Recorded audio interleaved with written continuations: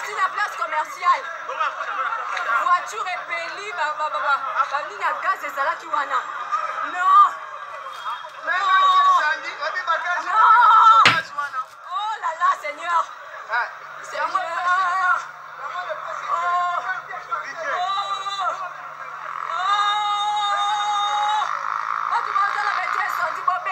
La place commerciale m'accompagne.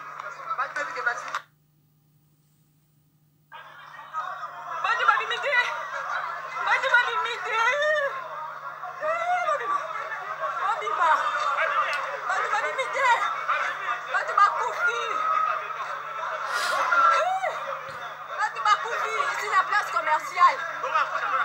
Voiture épelée, ligne à gaz et ça là qui wana. Non.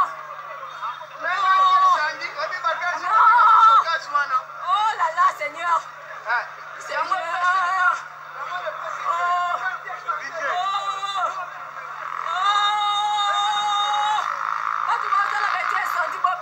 La place commerciale m'accompagne. Voilà, bandeko. Mboka oyo ezanka makamu te. Mikolo nyonso makamu na makamu. Donc ce qui lelo yo bo lingi bo sala neti bo résoudre na lika mususu ye. Donc ba sala ko nanko mais gouvernement zo ye baté makamu ni ba sala. Ole base la prudent na sécurité rien. Ko wela ko yamba ba petit délicat pour la distraction. Eza maminga. Alors bande ko ngambo te na bino scandale na Katanga. Bakatange basiliki Chilombo a nommé Subaluba na Katanga. Ninga a nommé na Bakongo a nommé Susu na Katanga. Alors, dans Banzi, avant to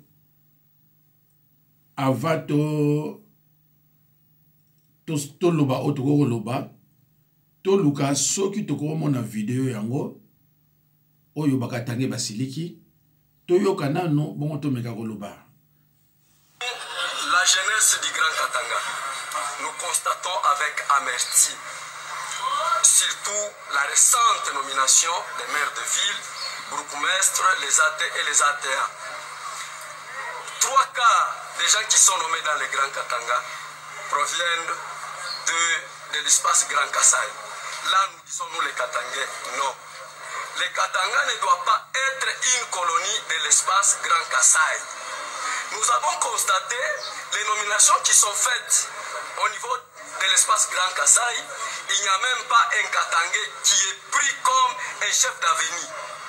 Pas même un chef de riz là-bas au Kassai.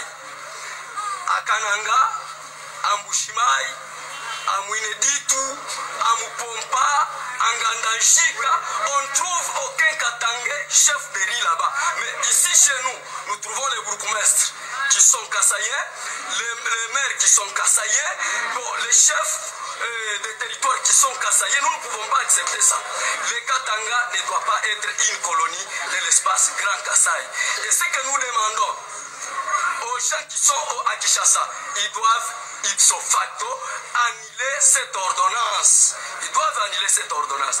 Deuxièmement, nous demandons aux jeunes Katangais de se mobiliser de manière que nous barrons le passage à cette colonisation kassaïenne. Je vous dis et je vous remercie. Bandeko, personnellement, je ne pense pas que les Balouba ont des politiciens qui sont sages. Je ne pense même pas. Mais est-ce que Bato Baïbi histoire entre ce qui s'est passé entre les Katangais et les Balouba, de Mbujima ou de Kananga? Est-ce que vraiment histoire boye bagango? Mais na Katanga kuna ba boma bakasaye boni. Ah mais dit na invité so bozo ba politiciens mayele. Biloko bozo luka bino Balouba boyo ka soni na Chilombo. Biloko bino bozo luka meza danger. Ah, N'habite sous baluba ba raisonner ndenge nini hein? Et que Tshilombo na mutu azuka neta sonité. Ah mais ça c'est grave dit. Donc ce qui a simbi stylo pour na ya yebi que RDC ezala ngwa baluba za batu mususuté. Tant que moi no a nommé la Kasavubu. Ah ça c'est vraiment de n'importe quoi. Aouti ko nommé et pas wapi na ba Congo na tangila kibinongo. Donc on dirait parce qu'on tinda ye pour mon boulot moko ebima. Ah mais oui parce que moto ça normal. Makamo Tshilombo ko ça sala ngote.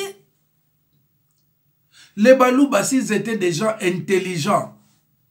Balinga ko bimina Tshilombo ba non non non. Oyo et ko créer biso à la longue ba problème. Parce qu'il faut voyez ba que Tshilombo azawana éternellement té. Il y aura une fin un jour. Dans toute chose, il y a un commencement, il y a aussi une fin. Mobutu alobaki ke ngana za roi. Bako benganga jamais kingandi. Kombo nanga Mobutu seseseko kukungwendo. Wazabanga. Finalité na ye esukila ki ndenge nini. Akima ki ndenge nini. Akendaki kokufela na mboka ya batu. Et atiki armée te na mboka. Ba bengane na kama bana mke. Et souvent na ngoya kidini. Ake. Tshilombo talaka exemple ya Mobutu ko kinelo musikate talaka exemple ka ya Mobutu. Après ce que je Mobutu bana na ye vi nini bazana ngo lelo bana Mobutu. Vi nini bazana ngo lelo. Toyaki na mokili pona osala ka bolamu. Toyaki na mokili pona osala ka mabete. Mais ça m'a mingi baluba ça m'a wana soni. Ya muluba qui m'a dit que non papa biso baluba to condamna ka mututé. Mais restez chez vous so condamna ka mututé.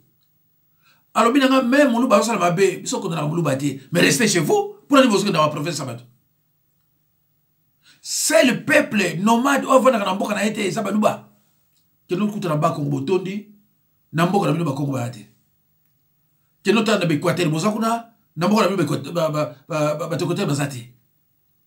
Que nous t'en Bandundu, que nous t'en Kini, kaka bino. Comment beaucoup ko travailler malamu aussi longtemps que Tshilombo est en train de nommer que des incompétents baluba, que des incompétents baluba. Vous savez. Mais ndenge boyoka na yiki o le gosa la 10 ans, OK? Parce que ceux qui savent que bano longwe amekuza mamiki. Et batuwana kuna bakatange boluka boyi bakape histoire mboka. Bakunda bino ba mususu bazaki vivant, ba bomi bino bakundi bino. Oyo nanyo susu Lumumba. Emotetea. Yesu atinda ba milisi na ye ba boma bino. Ba boma bino. Biso ba Congo to yoka wana bino to kozwa bino to yena bino na kisasa. Faut y ba histoire na mutu ngele kaka. Mais dit même yo za muluba.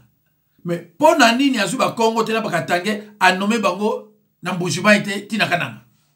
Pourquoi ça la moté? Donc partout ça quoi cercle baluba. Mais ceux qui ont le pouvoir de silio. Au sein ndegni. Unakatanga kuna so biso mubulu yo olbani. Nakatanga so biso bila mubulu okoloba nini? Na bakongo so biso mubulu okoloba nini? Eza mawa. Musala na bino ka biro ke na mboka bino mbujimai pondo ezate.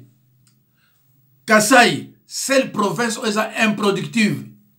Kasai produit le côté. Kasai allait sur RDC. Bakongo, Kivu, Équateur, Bandundu, Kisangani. Ce côté de la professeur Nyonso elle est sur RDC. Sauf Kasai elle est sur RDCT. Pondo ezate, Mama Pesate, Biloko Oli ezate. Bosala ka musala bilo ba pasteur, ba juge, ba commissionnaire bandaku. Donc biloko moko ya ba feneya ya wabino salaka ken na mboka na bino ba électricien ba maçon bani basalaka te ya wana mboka ya ndengwana sokozo ki na professeur batukusani na mboka na botondi Ken Alouozi. Moussa Labino qui n'est pas content de bilanga ko zoka ba pondu ko buka ko liaka chez vous là-bas pondu et la gâté. Mais bolingi pondu. N'abord on a peuple paresseux et nomade. Est-ce qu'il a fini? Si le Walobaki état de droit, il faut parler. Est-ce qu'il a fini? Oui, ça a fini. Pondu n'a pas de Pondu n'a pas baluba esate. Pondu mon liaka et outre na mongolo dans des secteurs. Si quand on a nommé Moussa n'a pas bureau. Moussa n'a pas la gâté. Moussa n'a pas bureau. Moussa n'a pas la gâté. Ah, baluba boyo kasoni, hein. Mais au tilo bazo ça là beaucoup récolter en bien terre. Vraiment, total la soupe tosu za susu à quoi qu'on le basso ko bakisa sur kamoko tokotala tokana nié. Pour ceux qui me connaissent savent que je ne suis pas tribaliste, mais je défends les valeurs républicaines. Je vais tirer l'attention de tout le monde sur les nominations des administrateurs du territoire et leurs adjoints, au Congo central exactement. Vous savez que ces AD et ATA, ce sont des gens qui sont porteurs des us et coutumes, je dirais même du terroir. Mais il est regrettable de constater que de Kazangoulou jusqu'à Matadi, on a procédé à des nominations de non-originaires et c'est dangereux. Nous ne voulons pas que le Kwamout se transpose cette fois-ci dans le Congo central parce que ça sera très grave. Je suis au regret de constater que dans les nominations des AD et ATA, vous allez voir un Moulumba nommé administrateur du territoire au Congo central, un Kazati, un Chimanga, un Poutou, administrateur du territoire. Yebisangai, Mouluba, Nakasai, a défendu la régime Moussous dans le métal Mahamalibal. Biso na Congo central tozaka ba matriaka. Ba mwezaka ba patriaka. Yebisangai a kosala ni. Vous ne voyez pas qu'avec ça, vous êtes en train de préparer un désordre qu'on a été incapable de gérer et de finir à Kwamout. Je pense qu'il faut rectifier ces tirs parce que c'est très grave. Je vois un Moulumba, administrateur du territoire, à Louosi. Et imaginez-vous Louosi chez le Véné Mouanatemi, en homme un administrateur du territoire, un Moulumba, un Kazadi, un Chimanga, un Poutou, administrateur du territoire. Je pense que c'est maintenant qu'il faut rectifier avant que les pires n'arrivent. Et l'erreur est humaine, mais je pense que pour ça, il faudrait que le service fasse un travail qu'il faut pour éviter des catastrophes du genre qu'on a enregistré à Kwamout. En tout cas, tu le même vraiment compétence na yo, ils ont ko pesa biso passe ya. Tala botala oyo azanga mayele la mutu na ye. Bato boye, boyo kaya ta muke. Bonjour à tous, bonjour. Un petit message à bateau sur la zone de moi. Oh, pourquoi Fachi a nommé dans Congo central bourgmestre un Moulouba? On a posé une question. Dans Moulouba, c'est congolais. Botika tribalisme. Botika tribalisme. Botika kokabula ma école. Mais natanga Mobutu à l'époque, Mobutu a sala yango. Mobutu a sala yango. Soki na Kasai baki bazu Congo batia kobi monsieur le maire na Kasai. Ça va faire quoi? Nous sommes tous des Congolais. S'il vous plaît, les alors bande ko longolier ne na ipsa binoke balu ba tout ba raisonner ndemo. Tala ka moi no mail na mtu ezate. Makama zolo bezanga tatina. Soit le Mobutu a saki Mobutu aussi était tribaliste. Ouais, bien entendu. Mobutu aussi était tribaliste. Tala ba généraux oyanoma. O ba sali 6 na kimi, o kaka Nzimbi, o Baramoto, o Boye, tout ça c'est ça. Lui aussi était tribaliste. Yamone zo bomboka. Nani service à renseignement na yibi. O ba bengaka bosel ba kombo ngonyonso. Ezaki da banane, ezaki da banane batonda ikuna. Lui aussi c'était un grand tribaliste. Donc le bilaba kama ngomi kolezo ya. Mutu moko ko longa teka zaki tribaliste c'était avec Mobutu était un grand tribaliste. Yem to il a besoin tribalisme na RDC. To yibaka biloko na te. O il a besoin tribalisme zaki nani. tala kaka banani bazaki ba intouchable na Kinshasa tanga ba komona ba na oyo ba komona ba nyos o bazaki ba intouchable e banani hein ezaki banani ngai na soka parti pris ya mutute nga za prendre la vérité parce que j'enseigne la vérité n'enseigne que l'homme sous-té. Alors voilà tribaliste et tribaliste toqué Baluba Bakozoaki Mokonzi plus tard ils sont tellement tribalistes que les lois sont imperium sont basés en lelo mboka ekopanzana Muluba azali trop tribaliste donc formé liboso plus tard Akozoaki Mokonzi kasi lelo te mais bande konangai.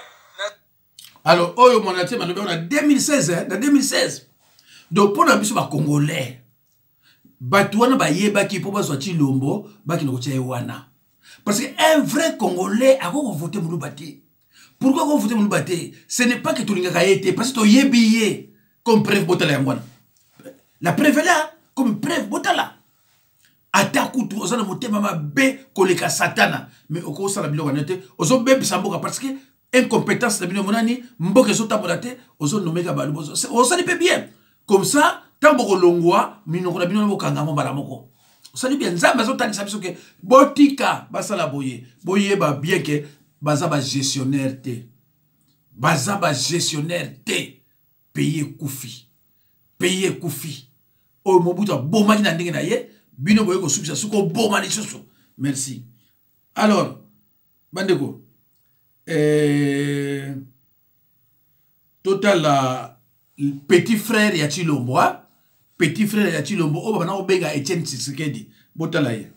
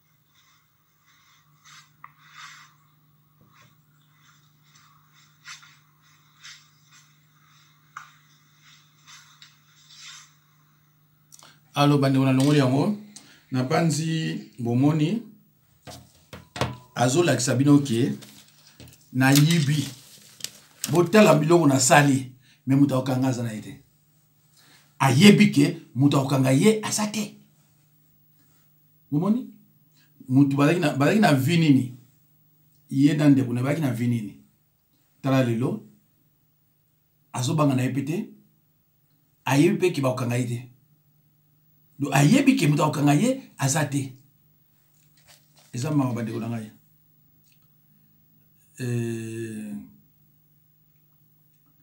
nalakisa eloko moko awa ya moke nano oyo natala minute ekei deja frontière entre RDC na RCA babiro ya leta ezali na ete ya mabe makasi pardon ndenge olukila yango kongo alo bakonzi bozala kaka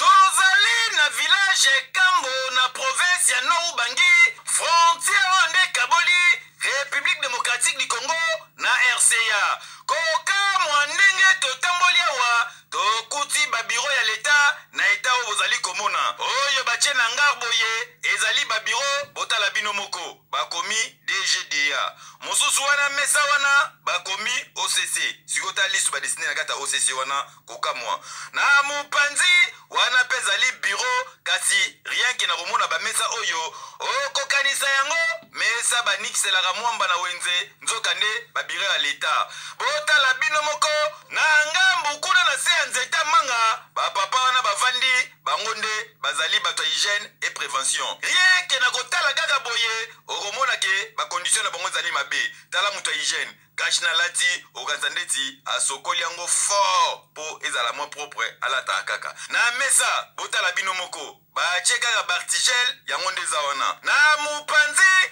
batie telefone na Blandine Pemba yango nde ekotisa bomwa distraction ezofula miziki awera yoka nzembo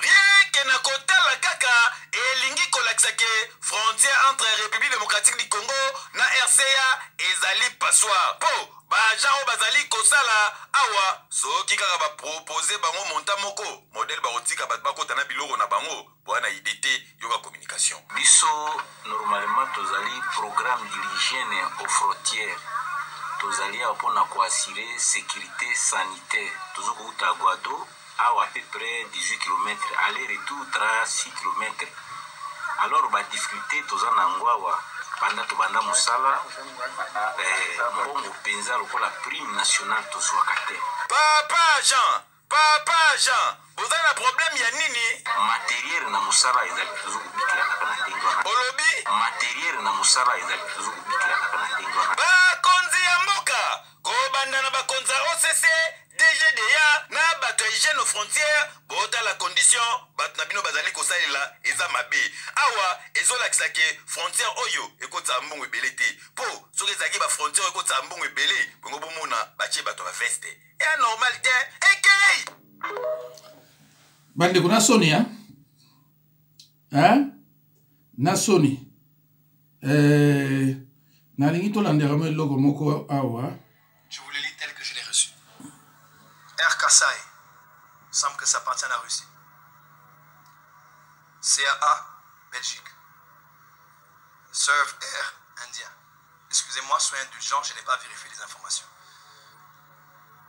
BTP Sinohydro Chine. Greg 7 Chine. Safricas Belge.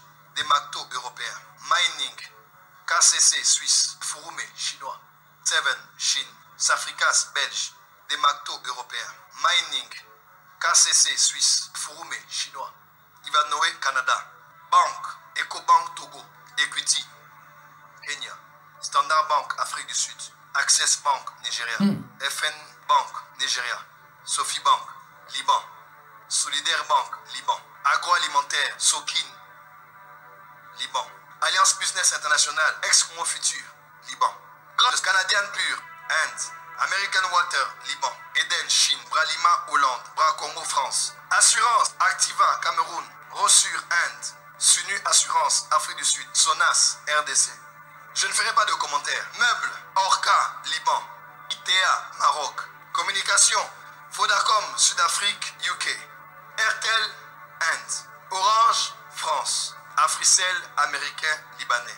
Je vous laisse tirer les conclusions. Que Dieu vous bénisse. Il faut pleurer, il faut prier. On va même pas prier. Eza mawa. Bandeko eza c'est normal on nomme ba bato wana c'est normal on est baluba parce que bato mosusu bakocomprendre biloko nyonso bayo mais toza wapi biloko nyonso batangi wana oyo kongo eza te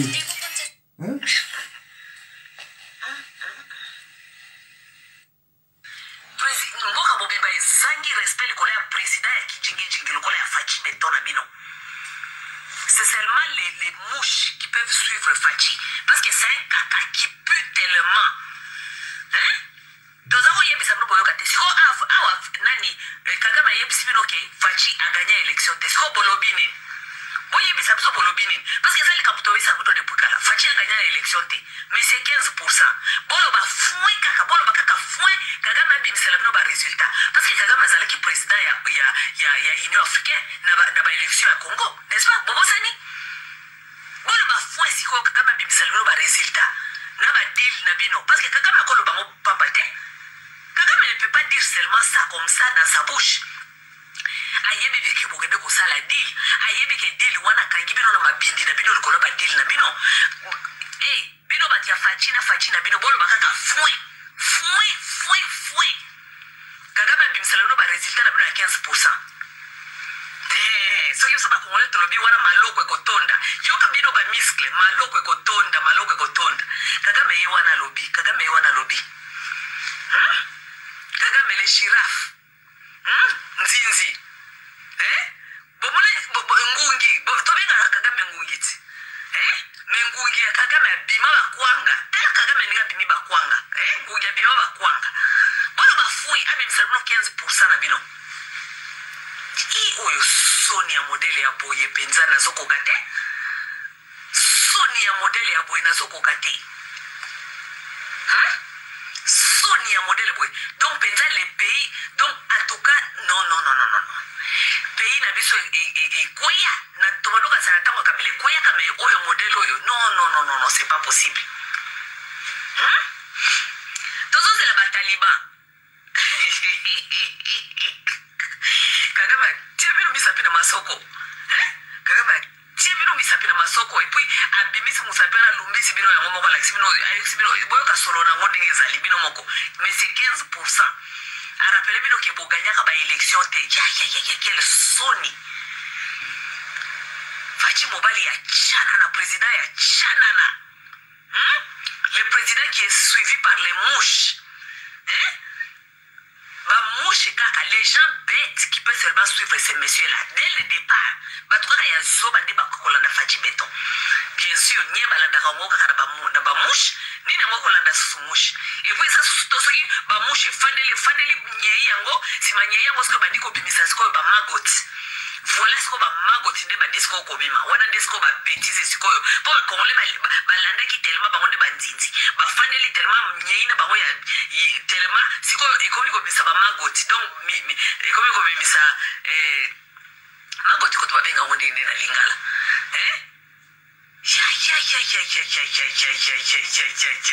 Kagame asumbeli bino penza toza kozela ba talibanga nazo kozela soko za ko supporter penda Faci yoka soni mbale onde era kokima botika Faci alumba solo yenye ina yeye moko cha bo répondre Kagame botika ko luka kabiso biso to ba enemy of the state botika ko luka biso bo ko répondre Kagame Kagame asanto tomike Kagame ko yebisa bino lokote aza ko yebisa bino polele ye wana lobi na bino bo gagner élection te.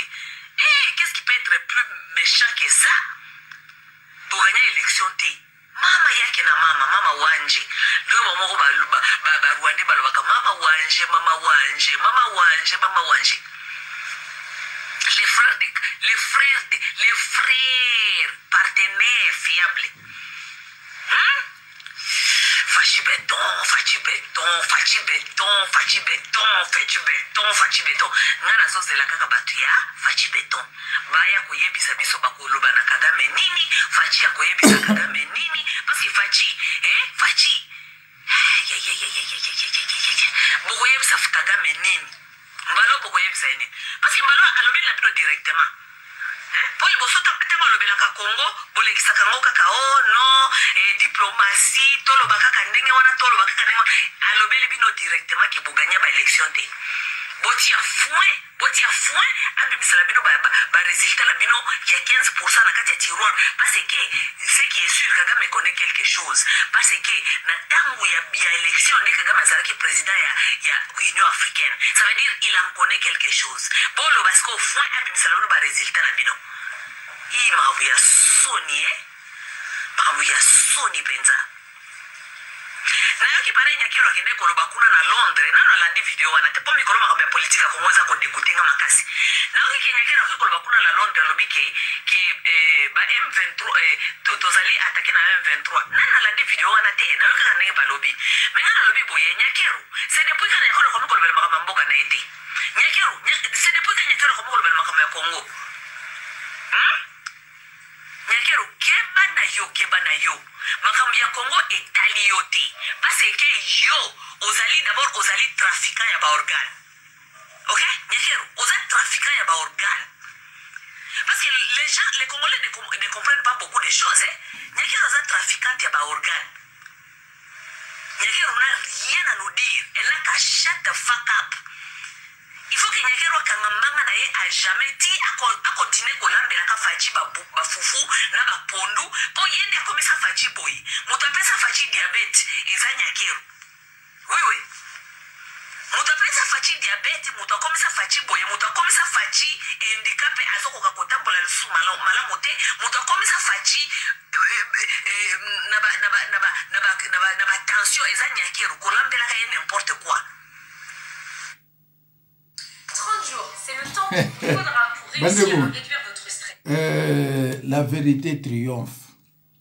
Naebisaka bino na ba vidéo na ngaki Tshilombo akosala rien, pe akosala rien. Tshilombo akosala rien, pe akosala rien. Tango alobaka ba partenaire fiable, tango batunaka ye pona Kagame. Ye ayebaka te ke Kagame sa expliquera bango ke Tshilombo gagné na yete. Et réponse na ye ya Tshilombo pas belge et c'est que ça va belge babino le monsieur ne comprend rien.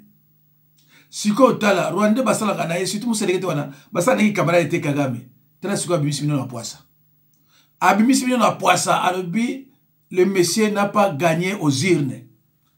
C'est Fayulu qui a gagné. Ce n'est pas Tshilombo.